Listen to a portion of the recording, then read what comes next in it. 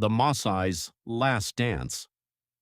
The sun hung low over the golden plains of East Africa, painting the grasslands in shades of amber and red.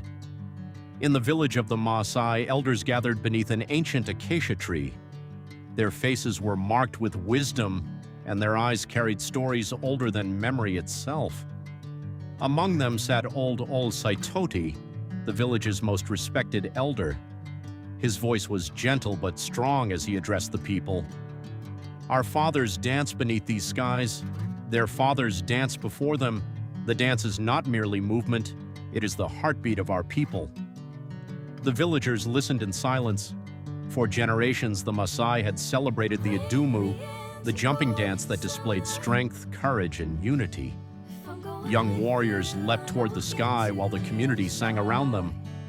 The dance marked important moments, births, victories, and the passage from youth to adulthood. But times were changing. Roads now crossed the plains where cattle once grazed freely. Many young people traveled to distant cities to study and work. Modern life offered opportunities their ancestors had never imagined, yet it also pulled them away from old traditions. Ole Saitoti worried that one day the songs would fade and the dance would be forgotten. One evening, after a long drought had finally broken, the elder called for a gathering. Messengers traveled across neighboring villages, inviting everyone to return home for a great celebration. People came from far and wide. Young men arrived in buses from cities. Women returned carrying children who had never seen the village before. Even those who had lived abroad made the long journey back to the plains. As darkness settled, fires flickered across the village.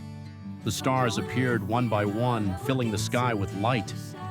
Ole Saitoti stepped forward.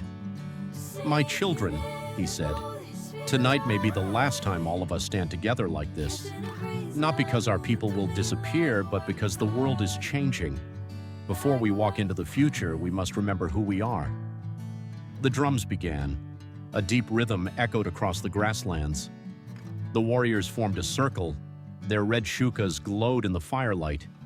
One by one, they stepped into the center and leaped high into the night air. The crowd sang in harmony, their voices rising like the wind across the savannah. Young and old joined the celebration. Grandmothers sang forgotten verses. Children copied the dancers' movements and laughed when they stumbled. Fathers told stories around the fires. Mothers shared memories of festivals long past.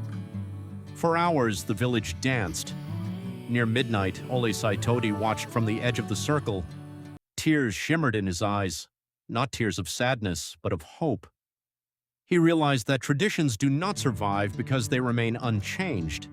They survive because people carry them forward. The young dancers were recording songs on their phones. Children were learning the words. Families were sharing stories that would be retold for generations. The dance was not ending, it was beginning again. As dawn approached, the final song echoed across the plains. The dancers stood shoulder to shoulder, facing the rising sun. Ole Saitoti raised his staff.